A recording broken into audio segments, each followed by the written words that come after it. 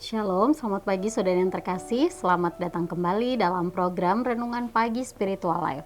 Saudara, perenungan kita hari ini akan terambil dari Kejadian pasal 25 ayat 1 sampai 6. Judul perikopnya adalah Keturunan Abraham dan Keturah. Demikian firman Tuhan. Abraham mengambil pula seorang istri namanya Keturah. Perempuan itu melahirkan baginya Zimran, Yoksan, Medan, Midian, Isbak, dan Suah. Yoksan mempunyai anak Sheba dan Dedan.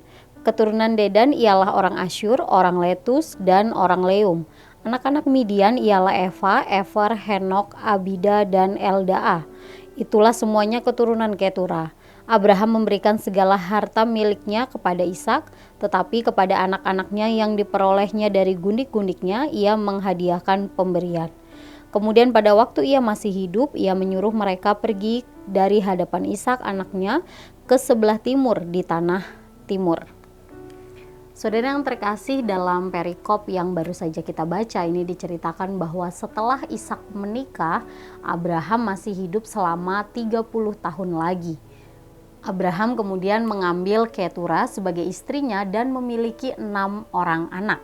Dari 6 orang anak inilah keturunannya menjadi lebih banyak lagi.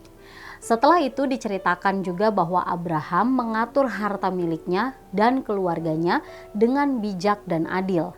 Dia menjadikan Ishak sebagai ahli waris dan juga memberikan bagian pada anak-anaknya yang lain seperti Ismail dan anak-anak dari Keturah. Dia mengatur agar anak-anaknya dapat hidup berjauhan satu dengan yang lainnya. Anak-anak yang ia peroleh dari gundik-gundiknya itu ditempatkan di sebelah timur Kanaan dan keturunan mereka disebut sebagai orang-orang di sebelah timur. Nah, saudara yang terkasih, jika kita perhatikan Abraham mengatur semua ini pada saat dia masih hidup, sehingga dia dapat melihat apakah hal tersebut dapat berjalan dengan baik atau tidak. Nah, apa yang dilakukan Abraham ini merupakan tindakan yang bijaksana sebagai orang tua. Dia mengatur harta yang dia miliki dengan adil dan kemudian menentukan tempat tinggal anak-anaknya masing-masing. Sehingga saat ia meninggal nanti, anak-anaknya dapat hidup dengan baik. Saudara, apa yang dilakukan Abraham sebagai orang tua merupakan salah satu contoh yang baik. Sebagai orang tua, Abraham mengatur keluarganya dengan bijaksana selagi dia masih hidup. Tindakan ini merupakan contoh yang baik bagi kita dalam mengatur keluarga atau juga mengatur segala sesuatu yang Tuhan percayakan dalam hidup kita.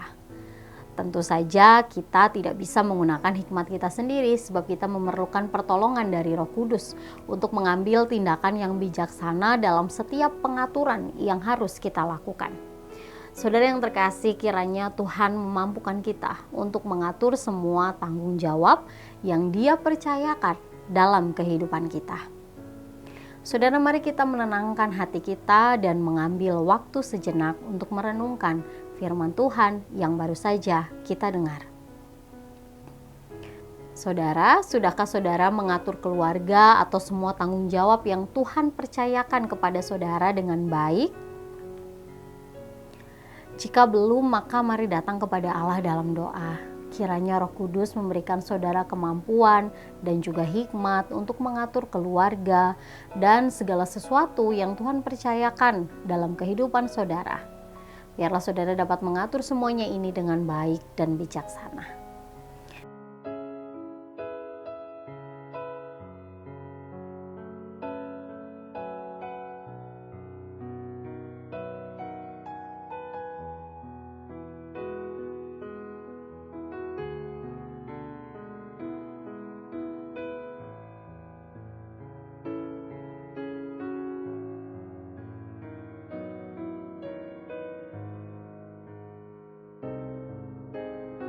Demikian renungan kita hari ini. Mari kita berdoa. Tuhan, kami bersyukur untuk kasih setiamu, penyertaan-Mu dalam istirahat malam kami, dan pagi hari ini kami kembali bangun dalam keadaan yang baik. Tuhan, kami juga bersyukur untuk kebenaran firman yang sudah kami dengarkan bersama-sama, yang kembali mengingatkan kepada kami apapun yang kami miliki di dunia ini itu semua adalah tanggung jawab yang Tuhan berikan buat kami.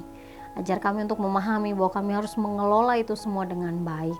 Tuhan mampukan kami, Roh Kudus bimbing kami sehingga kami dapat mengelola keluarga kami atau segala sesuatu yang Tuhan percayakan dalam hidup kami, baik itu dalam pekerjaan dan kehidupan kami sehari-hari.